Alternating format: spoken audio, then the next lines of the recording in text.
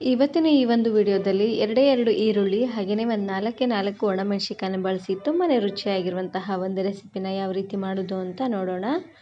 ಇದನ್ನು ಮಾಡಲಿಕ್ಕೆ ಜಾಸ್ತಿ ಇಂಗ್ರೀಡಿಯೆಂಟ್ಸ್ ಏನು ಬೇಕಾಗೋದಿಲ್ಲ. ತುಂಬಾ ಸಿಂಪಲ್ ಆಗಿ ಕ್ವಿಕ್ ಆಗಿ ನೀವು ಇದನ್ನು ಮಾಡ್ಕೊಳ್ಬೋದು. ಒಂದು 5 ರಿಂದ 10 ನಿಮಿಷ ಇದ್ದರೆ ಸಾಕು, ಬೇಗನೆ ಇದನ್ನು ಮಾಡ್ಕೊಳ್ಬೋದು. ಹಾಗಾದರೆ ಬನ್ನಿ ತಡ ಮಾಡದೆ ರೆಸಿಪಿನ ಶುರು ಮಾಡೋಣ. ಇದನ್ನು ಮಾಡಲಿಕ್ಕೆ ಮೊದಲು ನಾನಿಲ್ಲಿ ಒಂದು 4 ಬ್ಯಾಡಗಿ ಮೆಣಸಿನಕಾಯಿನ ತಗೊಂಡಿದ್ದೀನಿ. ಹಾಗೆಯೇ 1 ಗೆಡ್ಡೆ ಆಗುವಷ್ಟು ಬೆಳ್ಳುಳ್ಳಿ, 1 ಸ್ಪೂನ್ ಆಗುವಷ್ಟು ಜೀರಿಗೆನ ತಗೊಂಡಿದ್ದೀನಿ. ಇವಾಗ ನಾನಿಲ್ಲಿ ಬ್ಯಾಡಗಿ ಮೆಣಸಿನಕಾಯಿನ ಈ ರೀತಿಯಾಗಿ ಮುರಿದು ಹಾಕ್ಕೊಳ್ತಾ ಇದ್ದೀನಿ. ಇಲ್ಲಾಂದರೆ ಹುರಿಯುವಾಗ ಸಿಡಿದು ಬಿಡುತ್ತೆ. ಹಾಗಾಗಿ ಬ್ಯಾಡಗಿ ಮೆಣಸಿನಕಾಯಿನಾದರೂ ತಗೊಳ್ಬೋದು, ಇಲ್ಲಾಂದರೆ ಗುಂಟೂರು ಮೆಣಸಿನಕಾಯಿನಾದರೂ ತಗೊಳ್ಬೋದು. ಇದಕ್ಕೇನೆ ನಾನಿಲ್ಲಿ ಸ್ವಲ್ಪ ಎಣ್ಣೆನ ಹಾಕ್ಕೊಂಡು ಫ್ರೈ ಮಾಡ್ಕೊಳ್ತಾ ಇದ್ದೀನಿ.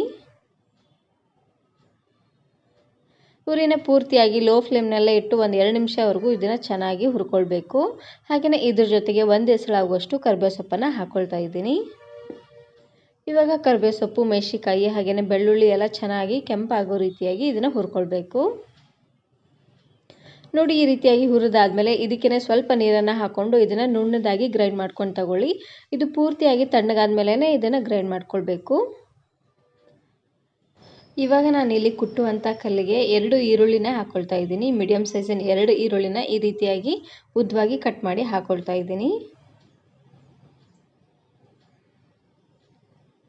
ಈರುಳ್ಳಿನ ಇವಾಗ ಸ್ವಲ್ಪ ಜಜ್ಕೊಂಡು ತಗೊಳ್ಬೇಕು. ಹೆಚ್ಚಿದ್ರೆ ಅಷ್ಟೊಂದು ಟೇಸ್ಟ್ ಬರೋದಿಲ್ಲ, ಹಾಗಾಗಿ ಸ್ವಲ್ಪ ಜಜ್ಕೊಳ್ತಾ ಇದ್ದೀನಿ. ಇದು ಪೂರ್ತಿ ನುಣ್ಣದಾಗಿ ಏನೂ ಆಗೋದು ಬೇಡ, ಸ್ವಲ್ಪ ತರಿ ಅನ್ನೋಂಗಿದ್ರೂ ಚೆನ್ನಾಗಿರುತ್ತೆ.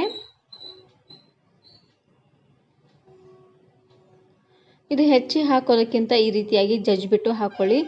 ರುಚಿ ಅಂತೂ ತುಂಬಾ ಚೆನ್ನಾಗಿ ಬರುತ್ತೆ. ಈರುಳ್ಳಿನ ಜಾಸ್ತಿ ಇಷ್ಟಪಡೋರು ಒಂದು 5 ರಿಂದ 6 ಈರುಳ್ಳಿನ ಹಾಕ್ಕೊಂಡು ಈ ರೀತಿಯಾಗಿ ಜಜ್ಜಿಬಿಟ್ಟು ತಗೊಳ್ಳಿ. ನಾನಿಲ್ಲಿ 2 ಈರುಳ್ಳಿನ ಹಾಕ್ಕೊಳ್ತಾ ಇದ್ದೀನಿ.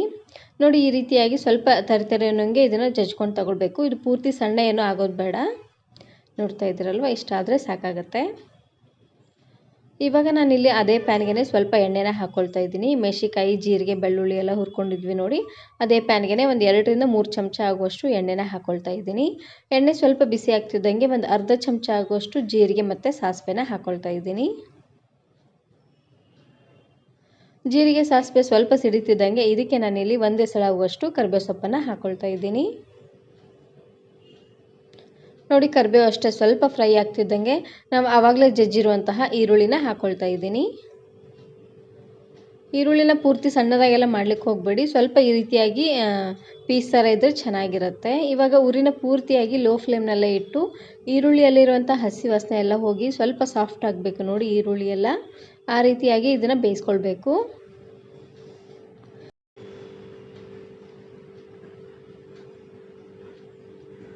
ಇದಕ್ಕೇ ನಾನಿಲ್ಲಿ ಸ್ವಲ್ಪ ರುಚಿಗೆ ತಕ್ಕಷ್ಟು ಉಪ್ಪನ್ನು ಹಾಕ್ಕೊಳ್ತಾ ಇದ್ದೀನಿ. ಉಪ್ಪನ್ನು ಹಾಕ್ಕೊಂಡು ಈರುಳ್ಳಿ ಸ್ವಲ್ಪ ಸಾಫ್ಟ್ ಆಗೋವರೆಗೂ ಇದನ್ನು ಬೇಯಿಸ್ಕೊಳ್ಬೇಕು.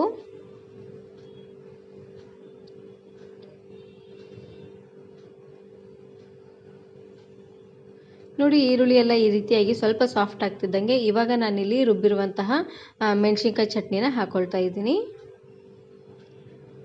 ಆವಾಗಲೇ ಮೆಣಸಿನ್ಕಾಯಿ, ಬೆಳ್ಳುಳ್ಳಿ ಎಲ್ಲ ಹುರ್ಕೊಂಡು ರುಬ್ಬಿದ್ವಿ ನೋಡಿ, ಆ ಮಸಾಲೆನ ಹಾಕ್ಕೊಳ್ತಾ ಇದ್ದೀನಿ.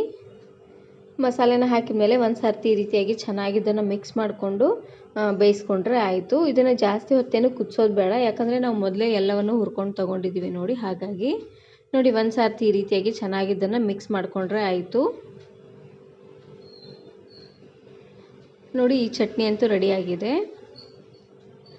ಇವಾಗ ನಾನಿಲ್ಲಿ ದೋಸೆ ಹಂಚಿಗೆ ಸ್ವಲ್ಪ ನೀರನ್ನು ಹಾಕ್ಕೊಳ್ತಾ ಇದ್ದೀನಿ. ನೀರನ್ನು ಚಿಮುಕಿಸಿ ಸ್ವಲ್ಪ ದೋಸೆನ ಹಾಕ್ಕೊಳ್ತಾ ಇದ್ದೀನಿ.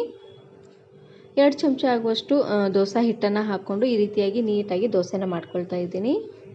ಸೆಟ್ ದೋಸೆನಾದರೂ ಮಾಡ್ಕೊಳ್ಬೋದು, ಇಲ್ಲಾಂದರೆ ಈ ರೀತಿಯಾಗಿ ದೊಡ್ಡ ದೋಸೆನಾದರೂ ಮಾಡ್ಕೊಳ್ಬೋದು. ನಿಮ್ಗೆ ಯಾವ ಸೈಜಲ್ಲಿ ಬೇಕೋ ಆ ಸೈಜಲ್ಲಿ ದೋಸೆನ ಮಾಡ್ಕೊಳ್ಳಿ. ನಾನಿಲ್ಲಿ ಸ್ವಲ್ಪ ದೊಡ್ಡ ಸೈಜಲ್ಲೇ ಮಾಡ್ಕೊಳ್ತಾ ಇದ್ದೀನಿ. ದೋಸೆನ ಮಾಡ್ಕೊಂಡಾದ್ಮೇಲೆ ಈ ರೀತಿಯಾಗಿ ಮೇಲ್ಗಡೆ ಸ್ವಲ್ಪ ಎಣ್ಣೆ ಅಥವಾ ತುಪ್ಪ ಯಾವುದಾದ್ರೂ ಹಾಕ್ಕೊಳ್ಬೋದು. ನಾನಿಲ್ಲಿ ಸ್ವಲ್ಪ ಎಣ್ಣೆನ ಹಾಕ್ಕೊಳ್ತಾ ಇದ್ದೀನಿ. ಎಣ್ಣೆನ ಹಾಕಿದಾದ್ಮೇಲೆ ಇವಾಗ ನಾವು ಆವಾಗಲೇ ಚಟ್ನಿ ಮಾಡಿ ಇಟ್ಕೊಂಡಿದ್ವಿ ನೋಡಿ, ಆ ಚಟ್ನಿನ ಈ ರೀತಿಯಾಗಿ ನೀಟಾಗಿ ಸ್ಪ್ರೆಡ್ ಮಾಡ್ಕೊಂಡು ತಗೊಳ್ಬೇಕು. ಚಟ್ನಿನ ಸ್ವಲ್ಪ ಜಾಸ್ತಿ ಅನ್ನೋಂಗೆ ಹಾಕ್ಕೊಳ್ಳಿ, ತುಂಬಾ ಚೆನ್ನಾಗಿರುತ್ತೆ. ಈರುಳ್ಳಿ, ಬೆಳ್ಳುಳ್ಳಿ ಹಾಗೆ ಮೆಣಸಿನಕಾಯಿ ಫ್ಲೇವರ್ ಅಂತೂ ತುಂಬಾ ಚೆನ್ನಾಗಿ ಬರುತ್ತೆ ಅಂತಲೇ ಹೇಳ್ಬೋದು. ನೋಡಿ, ಈ ರೀತಿಯಾಗಿ ಹಾಕ್ಕೊಂಡಾದ್ಮೇಲೆ ಮತ್ತೆ ದೋಸೆನ ಈ ರೀತಿಯಾಗಿ ಹೊಳಿಸಿ ಸ್ವಲ್ಪ ಬೇಯಿಸ್ಕೊಂಡು ದೋಸೆನ ಮಾಡಿಕೊಂಡ್ರೆ ಆಯಿತು. ತುಂಬಾ ರುಚಿಯಾಗಿರುವಂತಹ ದೋಸೆ ರೆಡಿಯಾಗಿ ಹೋಗ್ಬಿಡತ್ತೆ. ಈ ಚಟ್ನಿನ ನೀವು ಅನ್ನದ ಜೊತೆ, ಚಪಾತಿ ಹಾಗೆ ರೊಟ್ಟಿ ಜೊತೆಗೆಲ್ಲ ಸರ್ವ್ ಮಾಡ್ಕೊಳ್ಬೋದು. ತುಂಬಾ ರುಚಿಯಾಗಿರುತ್ತೆ ಅಂತಲೇ ಹೇಳ್ಬೋದು. ಹಾಗೆಯೇ ಸ್ವಲ್ಪ ಜಾಸ್ತಿ ಅನ್ನೋಂಗೆ ಮಾಡಿಕೊಂಡು ಫ್ರಿಜ್ಜಲ್ಲಿ ಇಟ್ಟು 1 ವಾರವರೆಗೂ ಸ್ಟೋರ್ ಮಾಡಿ ಇಟ್ಕೊಳ್ಬೋದು. ತುಂಬಾ ಚೆನ್ನಾಗಿರುತ್ತೆ. ಈ ವಿಡಿಯೋ ಇಷ್ಟ ಆದರೆ ಈಗಲೇ ಒಂದು ಲೈಕ್ ಬಟನನ್ನು ಕ್ಲಿಕ್ ಮಾಡಿ ಫ್ರೆಂಡ್ಸ್ ಆ್ಯಂಡ್ ಫ್ಯಾಮಿಲಿ ಜೊತೆಗೆ ಶೇರ್ ಮಾಡಿ. ಹಾಗೆಯೇ ಮತ್ತಷ್ಟು ಹೊಸ ರೆಸಿಪಿಗಾಗಿ ವರ್ಣಿಕಾ ಅಡುಗೆ ಮನೆ ಯೂಟ್ಯೂಬ್ ಚಾನಲನ್ನು ಸಬ್ಸ್ಕ್ರೈಬ್ ಮಾಡ್ಕೊಳ್ಳಿ.